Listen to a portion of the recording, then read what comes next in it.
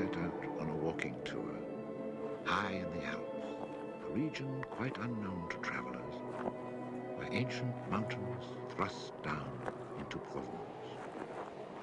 The trek began on barren moors, 12 or 1,300 meters above sea level, through land that was bleak and monotonous. Nothing grew there but wild lavender.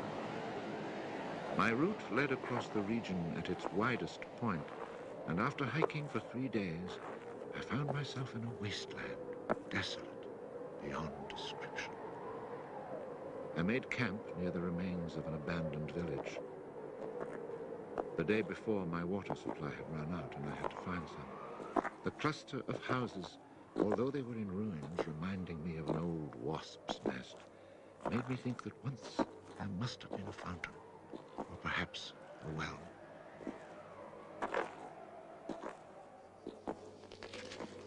There was indeed a fountain, but it was dry. The roofless houses, eaten away by wind and rain, and the chapel with its crumbling belfry, stood arranged like houses and churches in a living village. But here, life had vanished. It was a sunny, cloudless June day, but over these bare highlands blew a fierce, insufferable wind. Growling through the skeletons of the houses, it sounded like a wild beast disturbed while feeding on its prey. I had to move camp.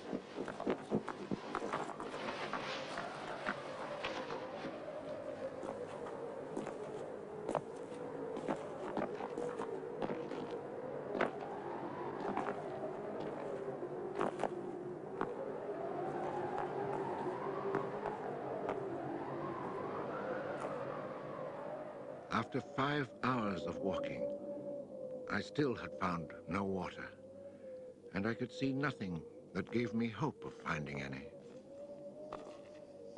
Everywhere, I came upon the same drought, the same coarse weeds.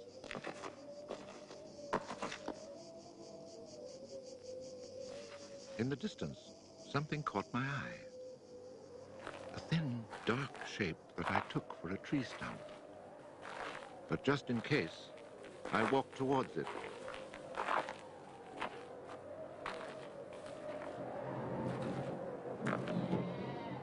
It was a shepherd, and beside him, resting on the burning ground, lay about 30 sheep.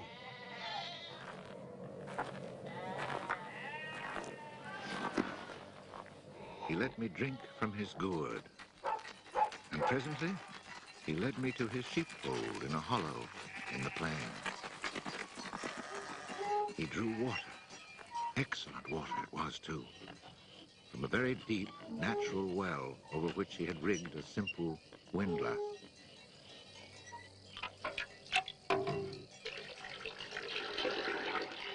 The man spoke very little, often the way with people who live alone, but he appeared sure of himself and confident in his assurance.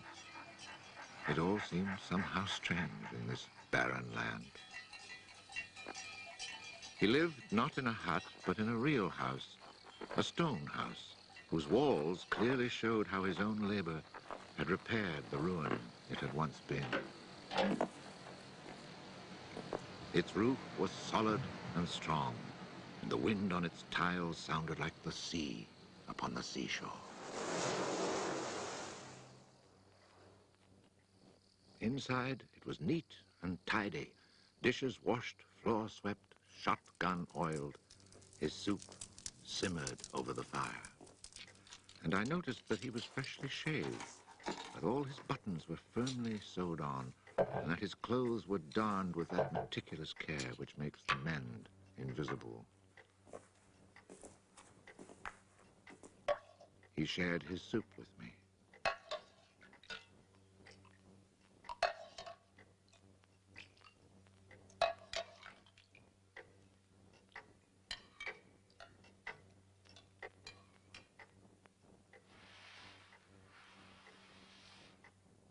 When I offered him my tobacco pouch, He told me he did not smoke. The dog, silent like his master, was friendly without fawning.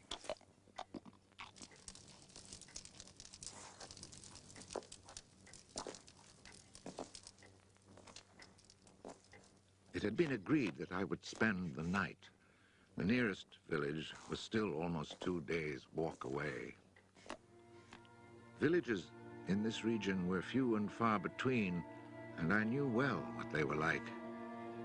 4 or 5 of them were scattered over the slopes of these highlands, each one at the very end of a cart track among copses of white oaks. They were inhabited by charcoal burners.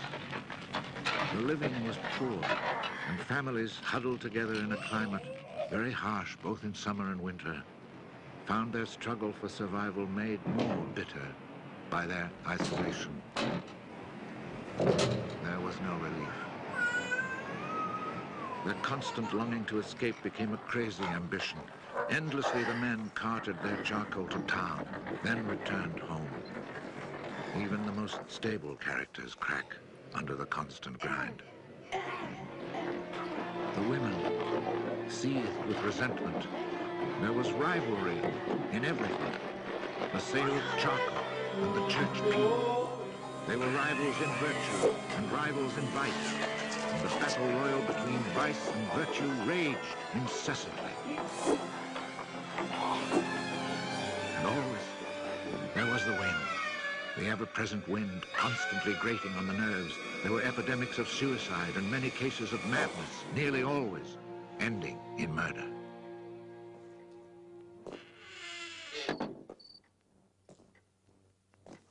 The shepherd, who did not smoke, went to fetch a little sack, and onto the table he emptied a pile of acorns. He began to examine them very carefully, one by one, separating the good from the bad. I sat, smoking my pipe. I offered to help, but he told me it was his work. And indeed, seeing how very carefully he carried out his task, I did not insist. That was the only time we spoke. When he had set aside enough acorns, he divided them into piles of 10. As he did this, he discarded the smaller ones, or those that were cracked. For now, he was examining them very, very closely. When finally there lay before him 100 perfect acorns, he stopped, and we went to our beds. Being with this man brought a great sense of peace. The following morning, I asked him if I might stay on and rest for the day. He found that quite natural, or to be more precise, he gave me the impression that nothing could upset him. The day of rest was not absolutely necessary, but I was intrigued, and I wanted to learn more about him. He let his sheep out of the pen and led them to their grazing.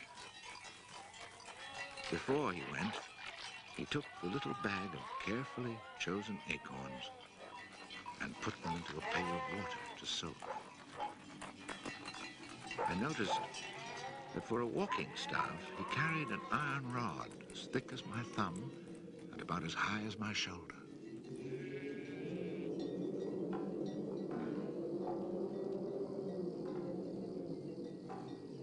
Pretending to take a leisurely stroll, I followed him at a distance, but keeping on a parallel path with him. The pasture for his sheep was down in a dell.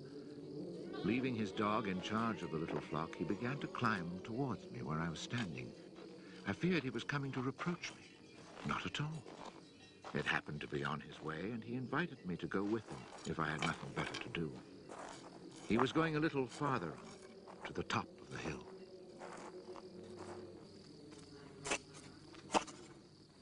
When we reached his destination, he began to drive his iron staff into the ground.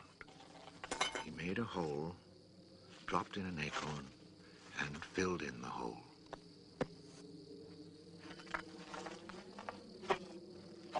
He was planting oak trees. him if he owned the land. He said no. Did he know who owned it? He did not. He thought it was common land, parish property, or perhaps it belonged to people who did not care about it. That did not concern him. So with infinite care, he planted his 100 acorns.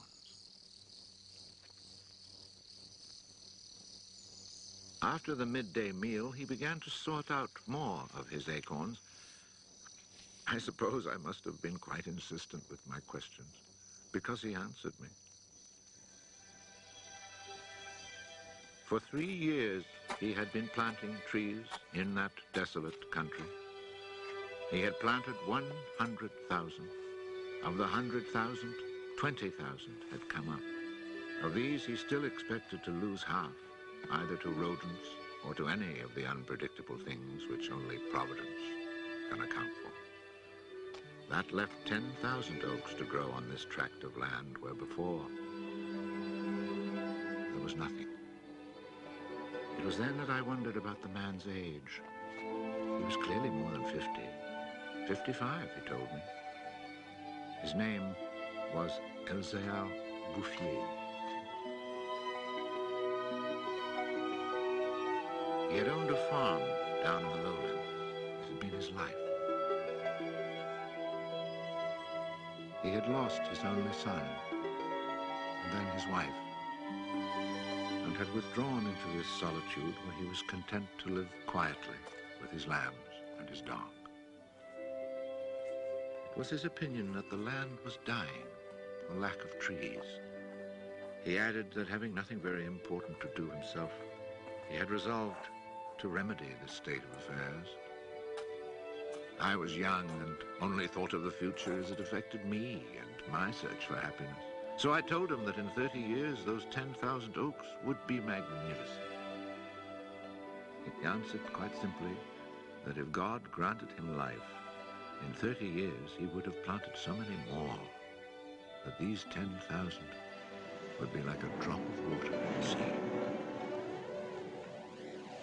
Already he was studying the growth of beech trees and had a nursery full of seedlings grown from beech nuts. They are quite beautiful.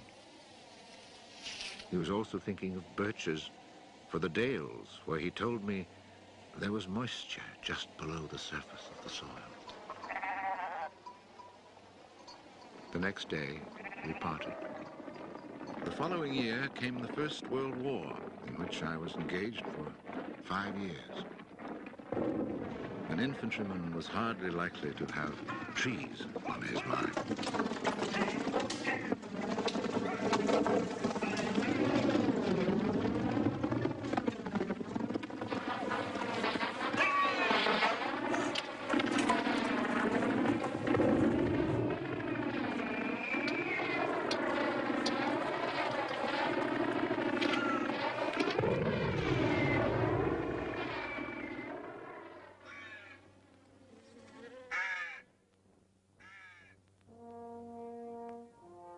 After demobilization, I found myself the possessor of a small gratuity and a great desire to breathe pure air. This was my only thought when I set off once more on the road to the barren land. The country had not changed. However, in the distance, beyond the deserted village, I noticed a sort of grayish mist that lay on the hilltops like a carpet. The shepherd who planted trees had been in my mind since the day before. 10,000 oak trees, I thought to myself, really need a lot of space. I had seen so many people die in those 5 years, it was easy to imagine that Elzéar Bouffier, too, was dead, especially since at 20, we think of men of 50 as ancient with nothing left to do but die.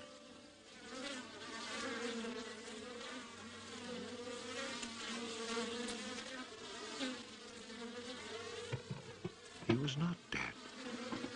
He had changed his occupation. He had only 4 sheep left, but now he had over 100 hives of bees. He had given up sheep because they threatened his young trees.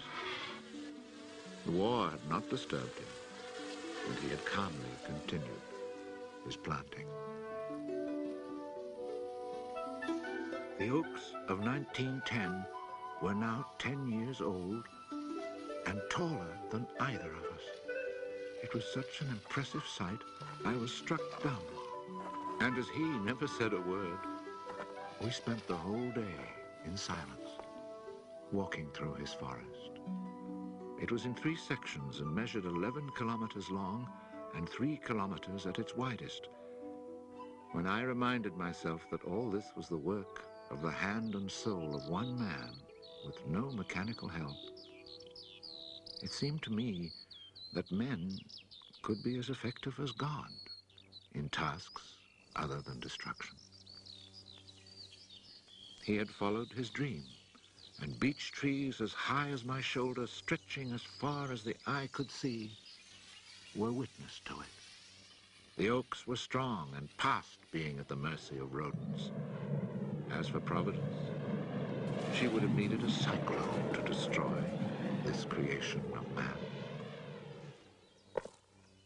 He showed me handsome groves of 5-year-old birches planted in 1915, the year I was fighting at the Battle of Verdun.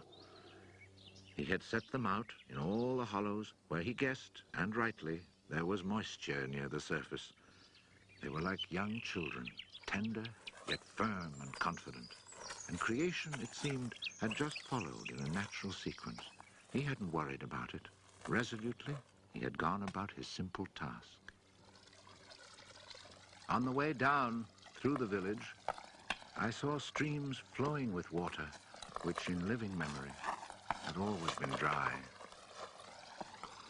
This was truly the most impressive effect of creation's natural cycle that I'd ever seen. Long ago, these brooks had been full of water.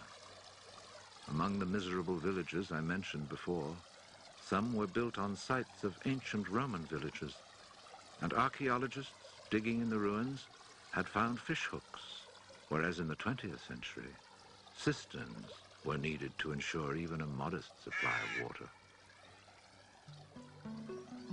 The wind had scattered seeds too, and as the water reappeared, so did willow trees, reeds, meadows, gardens, flowers, and a reason for living.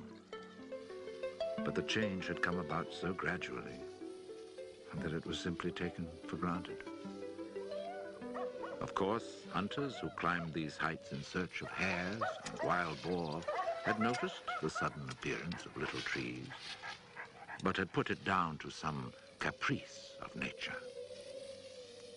That is why no one had meddled with the work of the shepherd. If they had suspected it was man's work, they would have interfered. But who would even think of him? Who in the villages or among the authorities could ever have imagined such constant, magnificent generosity?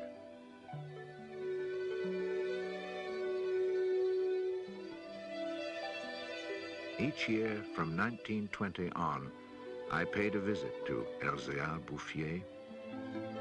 I never saw him lose heart, nor was he ever deterred.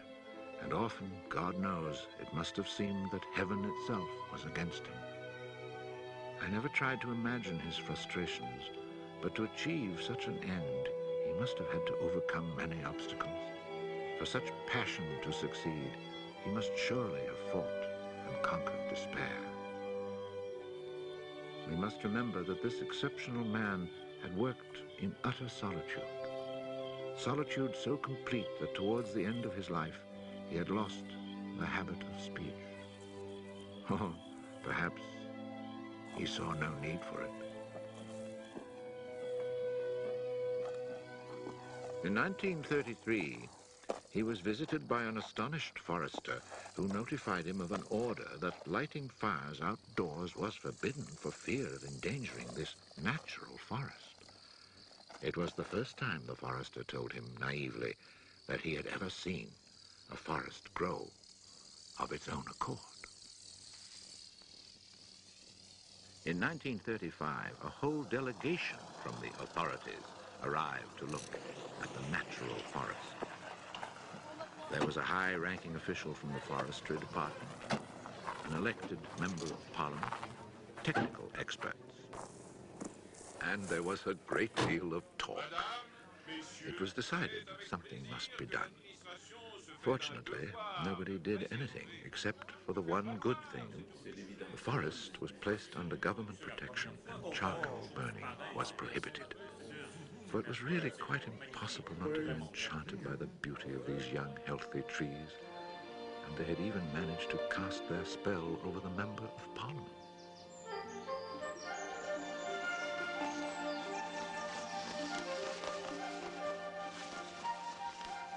One of the senior foresters in the delegation was a friend of mine, and I explained the mystery to him. The following week, we both set out to find Elzéar Bouffier. He was hard at work about 20 kilometers from where the official inspection had taken place. I was right about my friend the forester. He was able to appreciate all he saw. I offered the eggs I had brought as a present. We all shared our lunch and spent several hours in silent contemplation of the landscape.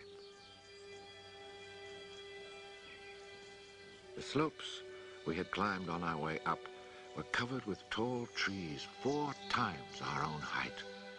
I remembered how it had looked in 1913, desolate, but quiet, regular work, brisk mountain air, the simple life, and above all, peace of mind, had endowed this old man with almost awe-inspiring health.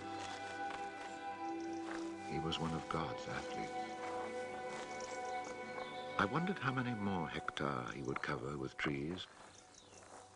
Before we took our leave, my friend made one small suggestion about the kinds of tree which seemed to suit the soil here.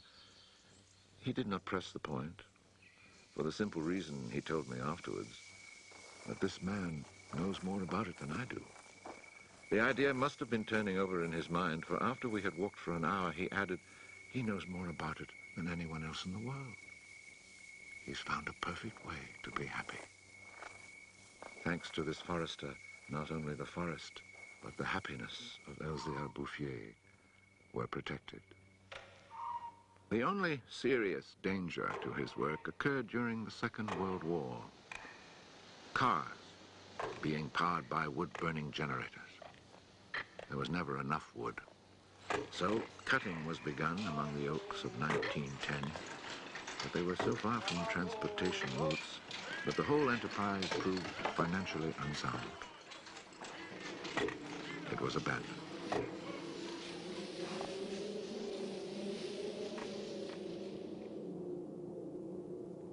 The shepherd knew nothing of all this. He was 30 kilometers away, quietly going about his business, ignoring the War of '39 just as he had ignored it in 1914. I saw Elzéar Bouffier for the last time in June 1945. He was then 87. Again I had set out on the road to those barren moors. But now, in spite of the dislocation left behind by the war, there was a bus which ran from the Durance Valley up into the mountains.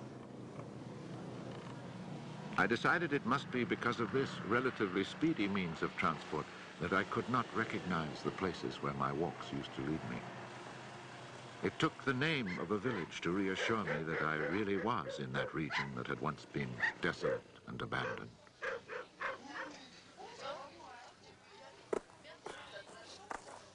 The bus dropped me at Vergon. In 1913, this hamlet of no more than a dozen houses had 3 inhabitants, wild creatures who hated each other, who set snares to make a living. They were people without hope.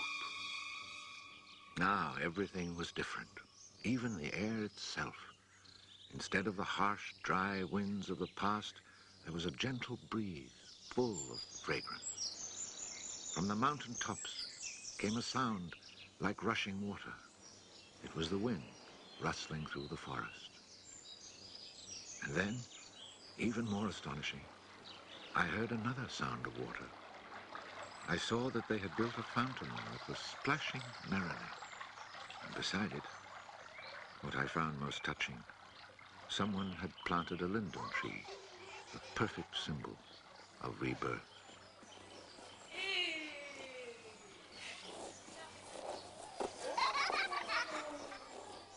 Moreover, Verdun showed signs of the kind of labor that only hope can inspire. So hope had been restored, ruins had been cleared, and crumbling walls torn down. The new houses, freshly rough-cast, stood in kitchen gardens where flowers and vegetables grew in orderly confusion. Roses and cabbages, snapdragons and leeks, celery and anemones. It had become a place where one would want to live. From this point, I continued on foot. The war had not been over long enough for life to reach full bloom, but Lazarus had emerged from the tomb. On the lower slopes of the mountain, I could see small fields of young barley and rye, and down in the narrow valleys, the meadows were green.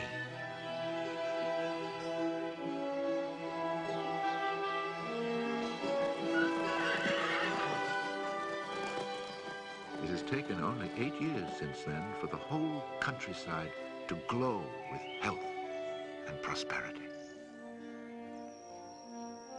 Where I had seen ruins in 1913, there now stand clean, freshly plastered farmhouses, evidence of happy, comfortable lives.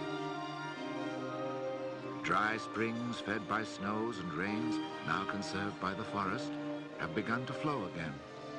In the maple groves, each farm has its fountain brimming over onto carpets of fresh mint. Bit by bit, the villages have been rebuilt. People have come to settle from down in the plains where land is expensive. They have brought youth, life, and the spirit of adventure.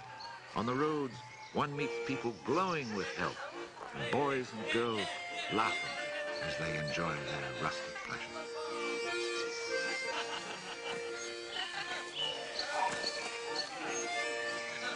Counting those who lived here before, quite changed by their life in gentle surroundings, and including the newcomers, more than 10,000 people owe their happiness to Elzéar Bouffier. When I think that one man, one body, and one spirit was enough to turn a desert into the land of Canaan, I find after all that a man's destiny can be truly wonderful. But when I consider the passionate determination, the unfailing generosity of spirit it took to achieve this end, I'm filled with admiration for this old, unlearned peasant who was able to complete a task worthy of God. Elzéar Bouffier died peacefully in Banon in 1947.